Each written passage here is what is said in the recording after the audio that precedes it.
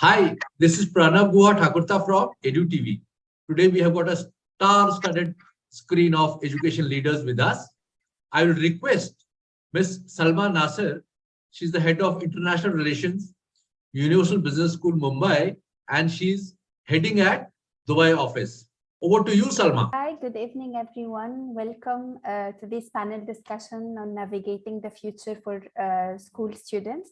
We are honored to have with us today a group of highly accomplished school principals who will share their insights and experiences on this important topic. As we all know, the world is constantly changing and evolving, and it can be challenging to predict what the future will hold. This is especially true for our young students who are just starting out on their academic and professional journey. It is more important than ever for them to be equipped with the skills and the knowledge they need to succeed and rapidly change in a rapidly changing world. This panel discussion is an opportunity for us to come together and share ideas on how we can best support and prepare our students for whatever the future may bring. We will be discussing a range of topics, including the importance of adaptability and resilience, the role of technology in education, and the value of well-rounded education.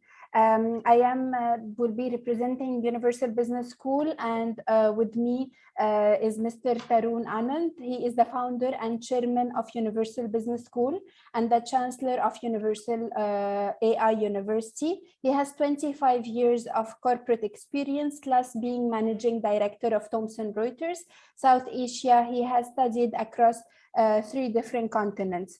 We have with us here Dr. Pramod Mahjan. He is the principal of Sharjah Indian School from UAE, and Miss Daisy Paul from representing Ryan International School, Sharjah.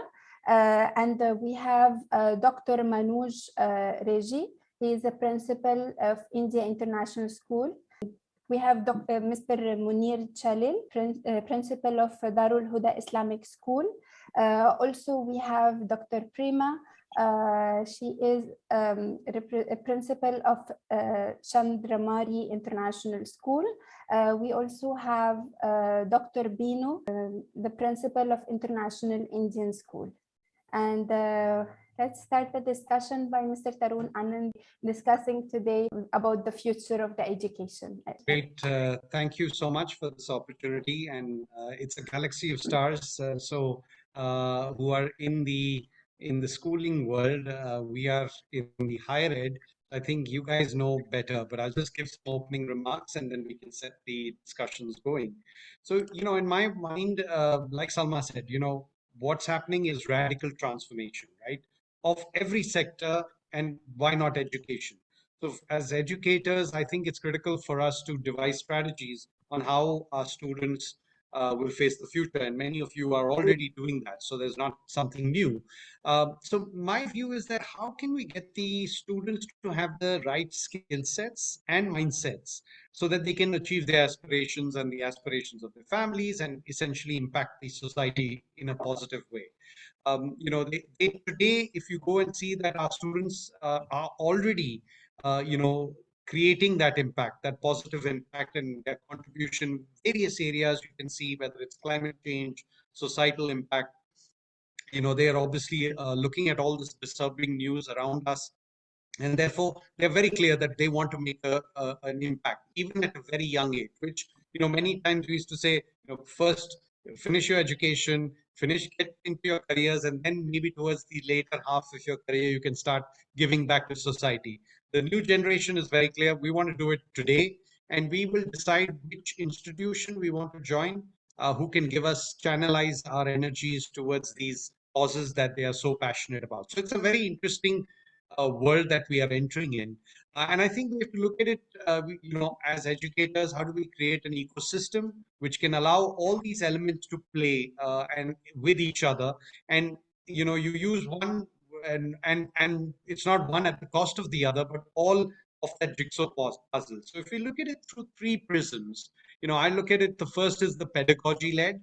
What innovations are we all doing today that can make the learning more immersive, experiential, engaging? How do we excite that young mind so that the learning can stick? How can we, in some cases, students are different, right? We have to understand the diversity of our class. So how can we engineer, whilst doing all of this, how can we engineer personalized learning? So that's going to be the challenge. Whilst we want to get this immersive learning, we want to even give opportunities for individualized, personalized learning. So that's the pedagogy side of things. And we all, post-COVID have realized how critical technology is. Right now, we are in multiple cities around the world, essentially. And so the latest advances in technology, whether it's the metaverse, whether it's the second, they called it the a virtual world which is being created. Mobiles have become an inherent tool which we are now seeing and using. And sometimes they can be a pain in the classroom, and sometimes they can be actually part of the learning experience, right? Through a lot of new tools that are coming in. So how do we use all of these new tools, technologies is the second prism or paradigm. And some people are saying books will be obsolete. I hope they never go, but that's the new minds are actually picking up their iPads and reading everything off it. And finally, you put the third prism, which is the society, because we are all operating in the society, and it's demanding us as educators for us to act. Whether it's protecting the climate, whether it's climate change, being sensitive to disparities of income, haves and have-nots getting, widened. So these are issues that our, students are looking at. So I think we need to look at new models which are shifting. There could be, learning, as I said, from personalized technologies. Uh, Traditional mindset was content delivery. Now it is, learning support. We're seeing this in all segments where teachers are becoming facilitators. So there's a change in the mindset of the teacher itself.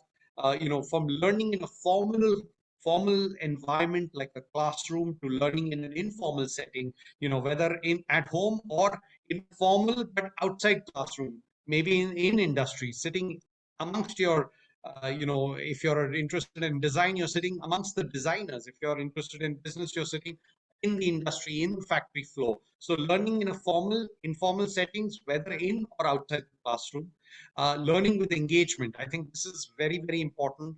The minds are distracted, so how can we positively engage them is going to be the defining thing.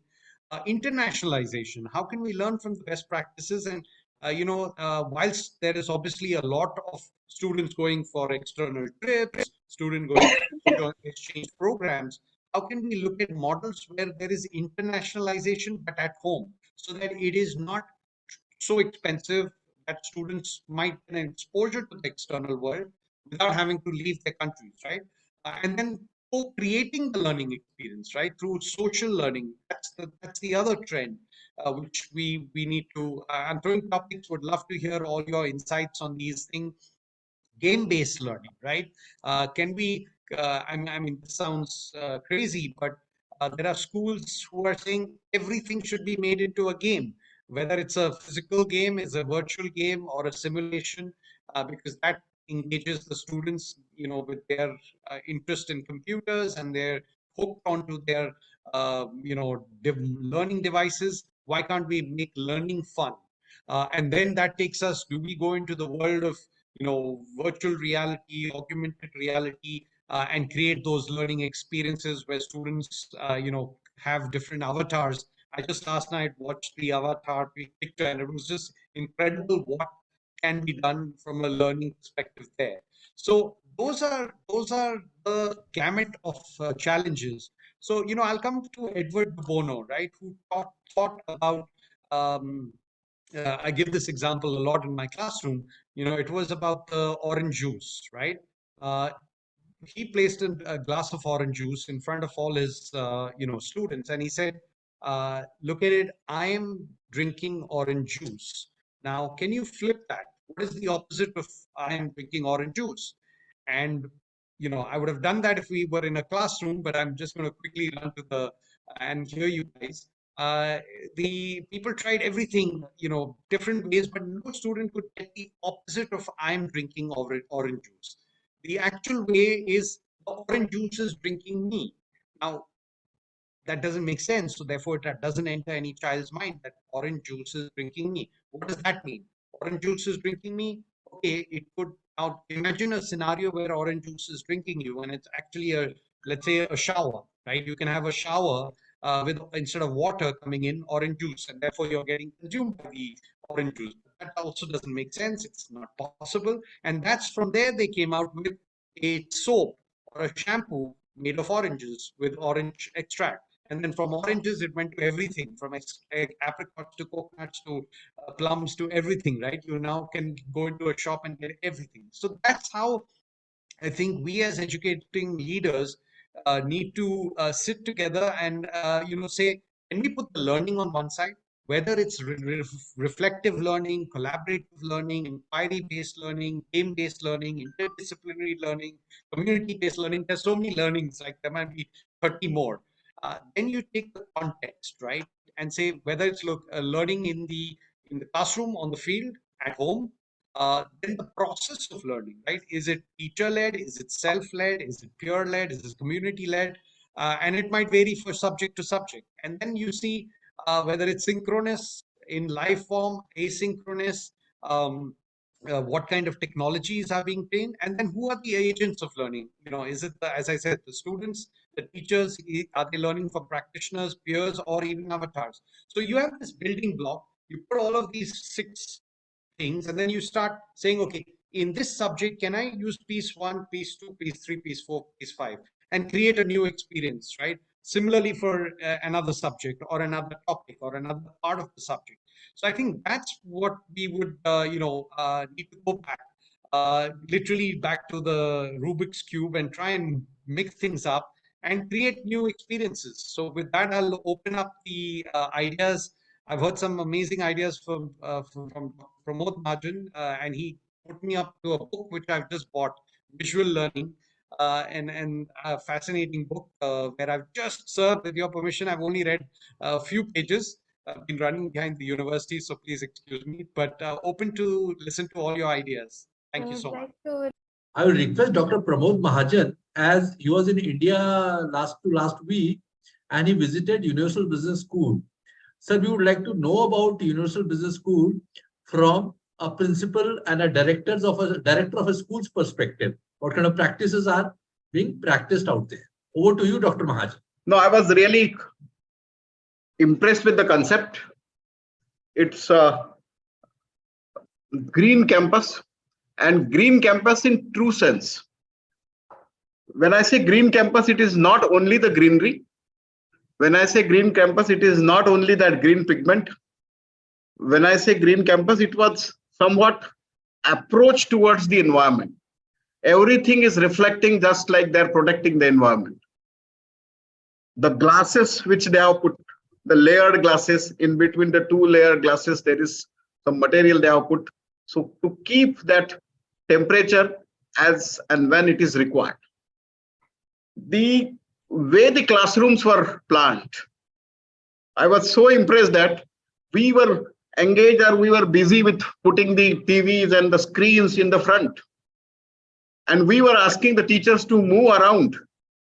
But when the teachers are moving around, and if they are connecting the dots, if that thought process was going on, and then something is going on the screen, then the teacher has to see behind, and then that connect will get broken. But see the thought process, the similar type of screens are there on the opposite side also. So when the teachers are moving, when the professors are moving, they are continuing their thought process. So it indicates that it's a green approach towards the critical thinking. It's a green approach toward the innovation. It's a green approach toward the thought process. Dr. Binu was talking about the design thinking. So the way they have designed the campus, in every step, every floor, every wall, some learning is happening.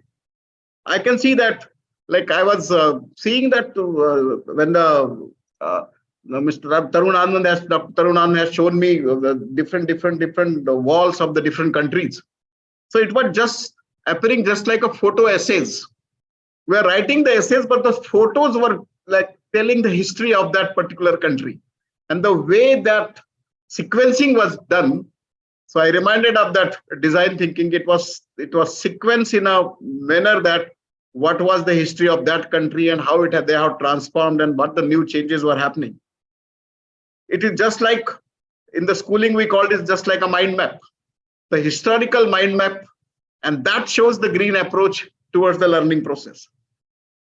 I was seeing their computer lab, like they were designing that computer lab. Dr. Tarun was telling, sir, here the experimentation will happen. And the way he was involving himself, it shows that they are towards the green approach. See, green approach is not within the green pigment or within the green color or making the campus like that, but it is something different. We have discussed a lot about with him about the water conservation and all.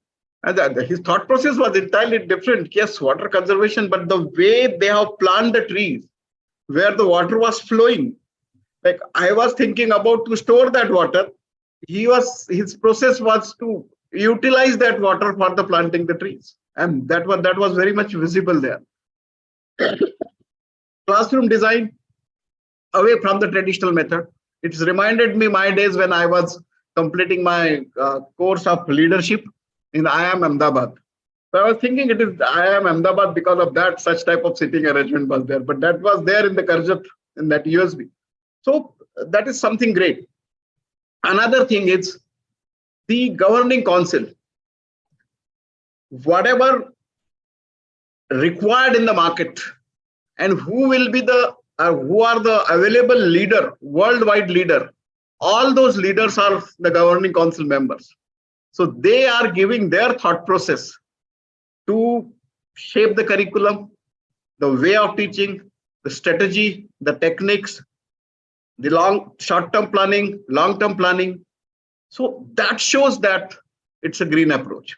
So all the leaders of the industries throughout over the globe, they are the governing council members, and they are coming together maybe fortnight, maybe within a 6 month or maybe yearly, but their inputs will certainly fulfill the need and requirement of the society.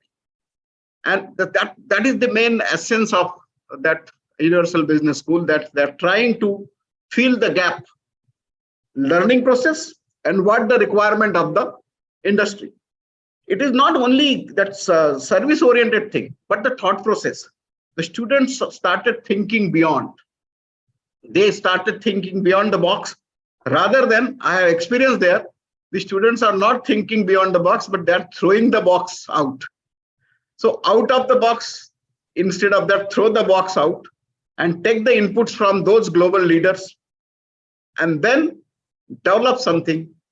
See, providing platform to a thinker to think beyond is something great, and that is happening there in that university. I was discussing a lot about the visual learning with Professor Tarun, but I have visibly seen that learning is happening in that way. So that is something great, and I certainly request all the panelists, if they are from India, so whenever they get time, please visit the campus, see that thing, what is the green approach towards the learning, how the learning is visible, and what's the thought process.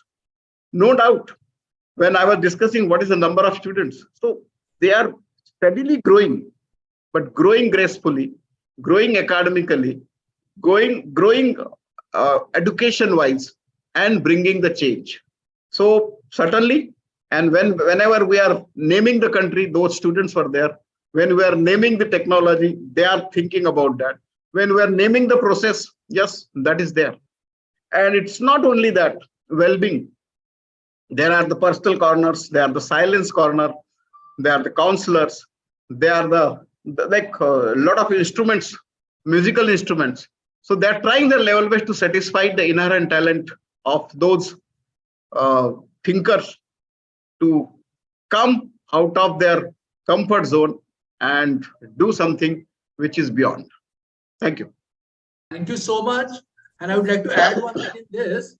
Ms. Salma Nasir is a product of Universal Business School, Karjat, Mumbai. She's basically from Egypt, and now she's heading the international relations, and she works from Dubai, and I think she will be meeting all of you in Sharjah, Dubai, Saudi, or Qatar, wherever you are in Gulf. I'm taking a liberty of inviting all of you.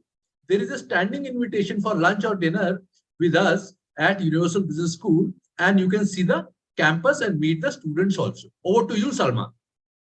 Yes, so actually I met a few principals who attended today. I went to their schools, and I'll be in contact with the rest of the principals as well, in case they need any support with the student for a career, like career counseling or any activities that help with any activities to do with the students, or give presentations of career counseling or guidance to the students.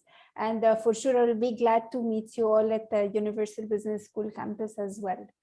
Yeah, Tarun, would you like to add anything? No, thank you. Firstly, humbled Dr. Mahajan for those kind words. Really touched my heart from the core. We are a bunch of professionals who are trying to, learn from what we've learned in the corporate world and bring it together. And grateful to hear the new ideas from all the panelists. It was, I was actually furiously taking notes. It's beautiful how we're going to see the ground up from the schools where you produce the kids, and how we like a tag team on a racing track, we take the baton from you and then try and take them to the next level of competence and development. So I think this is a great opportunity of symbiotic understanding what you guys are really doing, which Dr. Prema, with your I was just, when you said experiential more than, I was just loving it. So I'm very happy that, we used to always say that at the school level, these guys need to produce better students, so we'll have better talent to work with on a higher, and vice versa. Many times I used to see education professionals in the higher ed saying, the schools aren't doing enough. And I can see if these are the guys who are running schools, we are in great hands. So the schools are doing their part. Many times school guys would say, the colleges, there's no soul there. It's just like a factory. So we are making our attempt to change a little bit of that. So I think we're looking forward to working with you, learning from each other. And thank you once again for this opportunity. Mr. Pranav? Thank you so much. We are grateful to have such a talented and experienced group of panelists here with us today. And I'm confident that their insights and guidance will be invaluable to us all and to the whole educational fraternity. Thank you so much, Dr. Pramod Mahajan, Director Principal, Sharjah Indian School. Dr. Prema Muralidhar, thank you so much. She flew back from Gulf yesterday night and she joined the panel today. And I would like to thank Dr. Binu Kurian. I thought some student has joined from the school when he saw him first. Binu, I'll come and meet you in Dubai. Fine. And I would like to thank Ms. Salma Nasir. I think she did organize this in very meticulous way. Thank you so much, Salma. And on top of everything, I think the leadership, Mr. Tarun Anand.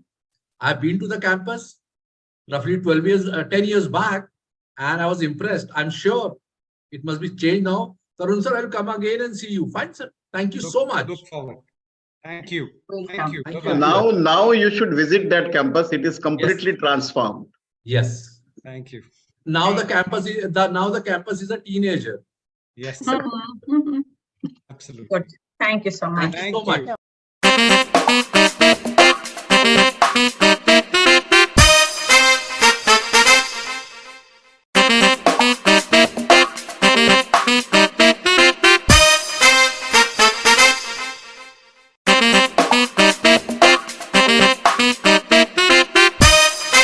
Keep watching EduTV. Keep watching EduTV. Keep watching EduTV. Please keep watching EduTV. Keep watching EduTV. Keep watching EduTV. Keep watching EduTV. And keep watching EduTV. Keep watching EduTV. Keep watching EduTV. Keep watching EduTV. Keep watching EduTV. Keep watching EduTV. Thank you.